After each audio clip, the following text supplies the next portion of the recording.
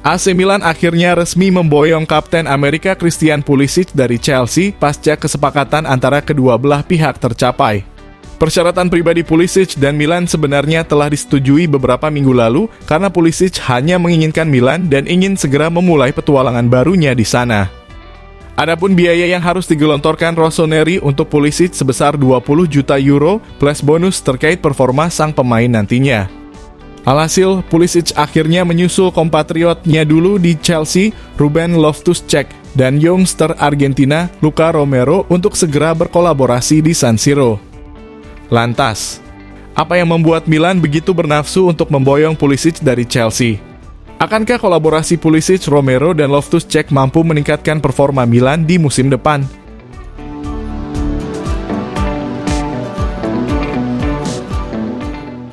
Bernama lengkap Christian Mate Pulisic atau yang biasa dikenal dengan Christian Pulisic.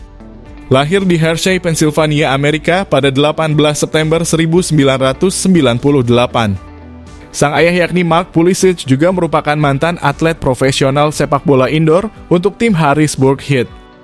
Sebagai seorang pesepak bola profesional, Pulisic Junior sangat mengagumi sosok Luis Figo, kendati sang legenda dipenuhi dengan kontroversi. Pada tahun 2005, tepatnya saat ibunya mengikuti program pertukaran pelajar di Oxford, Inggris. Bakat Pulisic ternyata ikut digeber oleh sang ayah meski awalnya tak ingin anaknya terlalu cepat kenal sepak bola. Pemain berjuluk Kapten Amerika tersebut mengawali kiprah sepak bolanya bersama Bradley Town pada usia 7 tahun.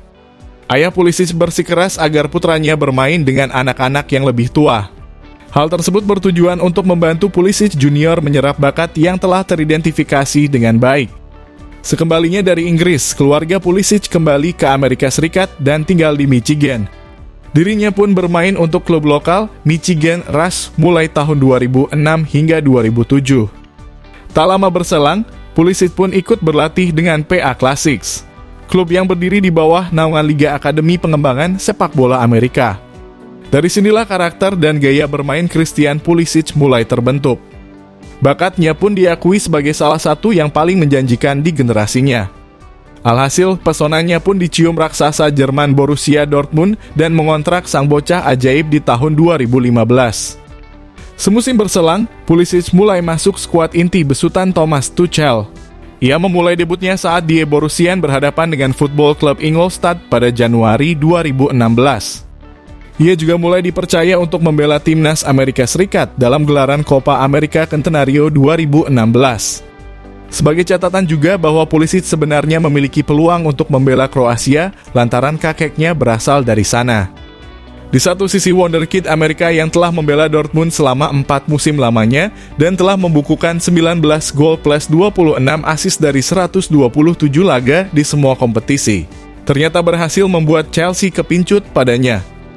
The Blues pun rela menggelontorkan dana mencapai 64 juta euro atau setara dengan 1,1 triliun rupiah demi membawa Pulisic ke Stamford Bridge.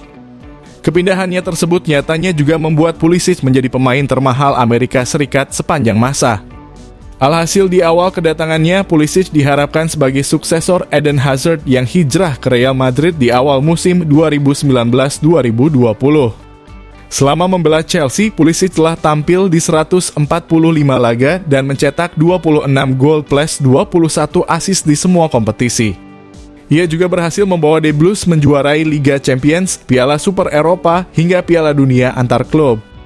Dan kini muncul pertanyaan terkait kepindahannya ke AC Milan. Apa yang bisa diberikan Pulisic pada Rossoneri di musim depan? Akankah ia cocok dengan pola permainan Stefano Pioli?